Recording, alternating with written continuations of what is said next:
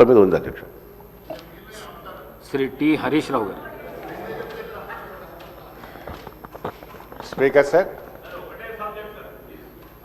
ఒకటే శ్రీధర్ గారు, మీ మాట తప్పకుండా నేను కూడా ఎల్ఏ మినిస్టర్గా పనిచేసిన ఒక్క సబ్జెక్ట్కే పరిమితం అవుతా, కాబట్టి ఆన్సర్ ఇస్తే సంతోషపడతాను.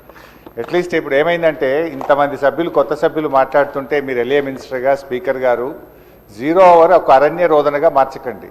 ఏదో మాట్లాడినామంటే మాట్లాడడం కాదు, ఆన్సర్ రావాలి. వ్రాతపూర్వకమైన సమాధానాన్ని మళ్ళీ వచ్చే సెషన్ లోపు సభ్యులకు అందజేయించండి.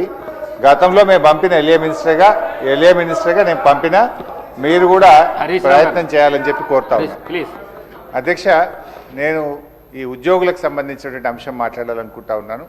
ఎందుకంటే ప్రభుత్వ ఉద్యోగులు అనేవాళ్ళు ప్రభుత్వానికి రథచక్రాలు లాంటి వాళ్ళు సంతోషంగా ఉంటేనే అభివృద్ధి కార్యక్రమాలు, సంక్షేమ కార్యక్రమాలన్నీ కూడా ప్రజలకు సజావుగా చేరేటువంటి అవకాశం ఉంటుంది. ఈరోజు వాళ్ళందరూ కూడా తీవ్రమైనటువంటి మనోవేదనతో, ఆవేదనలో ఉన్నటువంటి పరిస్థితి ఉంది. ముఖ్యంగా దేశంలో ఎక్కడ లేని విధంగా ఈరోజు రాష్ట్ర ప్రభుత్వ ఉద్యోగులకు 6 డిఏలు పెండింగ్లో ఉన్నటువంటి పరిస్థితి. అదేవిధంగా పిఆర్సీ అధ్యక్ష, ఈ ప్రభుత్వం వచ్చి 2 సంవత్సరాలైనా ఇంతవరకు పిఆర్సీ ఇవ్వలేదు. ఉద్యోగులందరూ కూడా కోరుతా ఉన్నారు వెంటనే పిఆర్సీ విడుదల చేయాలని. గతంలో కేసీఆర్ గారు 43-39% పిఆర్సీని మా ప్రభుత్వం ఇచ్చింది అధ్యక్ష. అదేవిధంగా ఉద్యోగులకు ఎంప్లాయీస్ హెల్త్ ఇన్సూరెన్స్ స్కీమ్ ఆ రోజు జీవో కూడా ఇచ్చాం. దాన్ని మీరు అమల్లోకి తెస్తామని చెప్పి మేనిఫెస్టోలో పెట్టి కూడా ఈహెచ్ఎస్ స్కీమ్ను అమల్లోకి తేలేదు. దాన్ని కూడా వెంటనే అమల్లోకి తేవాలి. ఉద్యోగుల జీపీఎఫ్ తదితర బకాయిలన్నీ కూడా విడుదల చేయాలని మీ ద్వారా ప్రభుత్వాన్ని కోరుతున్నాం అధ్యక్ష. ముఖ్యంగా రిటైర్డ్ ఉద్యోగులైతే ఈ మధ్య మనం చూస్తూ ఉన్నాం, 39 మంది రిటైర్డ్ ఉద్యోగులు బెనిఫిట్స్ ప్రభుత్వం నుంచి వాళ్ళ సేవింగ్స్ వాళ్ళకి ఇవ్వకపోవడం వల్ల వైద్యం కూడా చేయించుకోలేక ఈరోజు 39 మంది రిటైర్డ్ ఉద్యోగులు మరణించారు. బీఆర్ఎస్ హయాంలో కూడా దాదాపు 15,000 మంది రిటైర్డ్ ఉద్యోగులు రిటైర్ అయితే వాళ్ళందరికీ మేము టైం మీద డబ్బులు ఇచ్చాం. కానీ కాంగ్రెస్ హయాంలో, ఎందుకంటే ఈరోజు నేను అసెంబ్లీకి వస్తూ ఉంటే పొద్దున్నే నా సిద్దిపేటలో ఒక డాక్టర్ జగత్ Kumar Reddy, retired JD veterinary, పొద్దున్నే నా దగ్గరికి వచ్చి అన్నా కొద్దిగా అసెంబ్లీలో మాట్లాడు, నేను అక్టోబర్ 2024లో రిటైర్ అయినా, ఇంతవరకు ₹1 రాలేదు. హైకోర్టుకు పోయి ఆర్డర్ తెచ్చుకున్నా అయినా రాలేదు. హైకోర్టులో కంటెంప్ట్ వేస్తే కూడా వాయిదాలు అడుగుతూ ప్రభుత్వం మమ్మల్ని ఇబ్బందులు పెడతా ఉంది. మా రిటైర్డ్ ఉద్యోగుల పెన్షన్ బెనిఫిట్లు ఇప్పించండి, చావు స్కూల్లో ఉన్నటువంటి మమ్మల్ని కాపాడండి.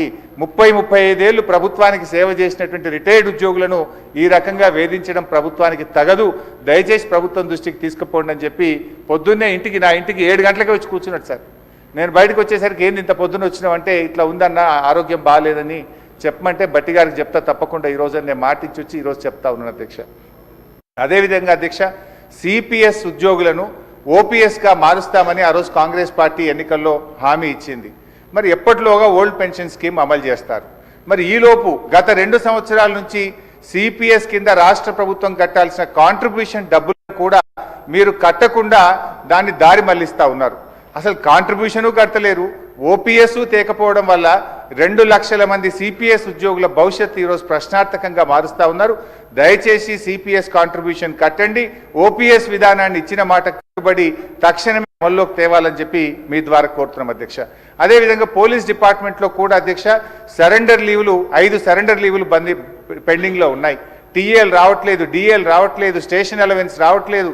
మొన్న ఒక జూబ్లీ హిల్స్ ఎలక్షన్ ఉంటే యూసఫ్ గూడ బటాలియన్ మాత్రం సరెండర్ లీవులు, టీఏ డిఏలు ఇచ్చిండ్రు. రాష్ట్రంలో 1,00,000 మంది పోలీసులకు సరెండర్ లీవులు, టీఏలు డిఏలు రాక ఇబ్బందులు పడతా ఉన్నారు. దయచేసి పోలీసులను కూడా ఆదుకోవాలని, గతంలో నేను ఫైనాన్స్ మినిస్టర్గా ఉన్నప్పుడు ఎప్పటికప్పుడు సరెండర్ లీవులు, టీఏ డిఏలు ఇచ్చాం. ఈ ప్రభుత్వం వచ్చిన 2 సంవత్సరాల నుంచి పెండింగ్లో ఉన్నాయి కనుక వాటిని విడుదల చేయండి. ఇవాళ పోలీసులు కూడా తీవ్రమైనటువంటి ఆవేదనలో ఉన్నారు. పోలీసులకు ఉండే ఆరోగ్య భద్రత స్కీమ్ కూడా బంద్ చేసిండ్రు. మీరు ₹1,00,000కే పరిమితం చేసిండ్రు. పోలీస్ కానిస్టేబుల్ చాలా ఇబ్బంది పడతా ఉన్నారు. ఆరోగ్య భద్రతను పునరుద్ధరించండి, గతంలో మాదిరిగా కార్పొరేట్ వైద్యం పోలీసులకు అందించాలని చెప్పి కోరుతూ, కాంగ్రెస్ పార్టీ ఎన్నికల మేనిఫెస్టోలో తక్షణమే మేము ఉద్యోగులకు పిఆర్సీ ఇస్తాము, పెండింగ్ డిఏలు ఇస్తాము, బకాయిలు ఇస్తాము, ఓపీఎస్ తెస్తామని మాట ఇచ్చి ఈరోజు కాంగ్రెస్ పార్టీ 2 ఏళ్లైనా అమలు చేయకుండా మోసం చేస్తా ఉంది. జరిగిన అన్యాయం ఇప్పటికే చాలా జరిగింది. తక్షణమే ఇప్పటికైనా ఉద్యోగులకు, రిటైర్డ్ ఉద్యోగులకు, పోలీసులకు ఇచ్చిన హామీకి కట్టుబడి మేలు చేయండి అని చెప్పి మీ ద్వారా ఆర్థిక మంత్రి డిప్యూటీ సీఎం గారిని నేను కోరుతా ఉన్నా అధ్యక్ష. ఎల్లో మినిస్టర్ గారు. అధ్యక్ష, గౌరవ సీనియర్స్ శాసనసభ్యులు హరీష్ రావు గారు ప్రస్తావన చేసిన అంశాలన్నిటిని కూడా నోట్ చేసుకున్నాం అధ్యక్ష. కానీ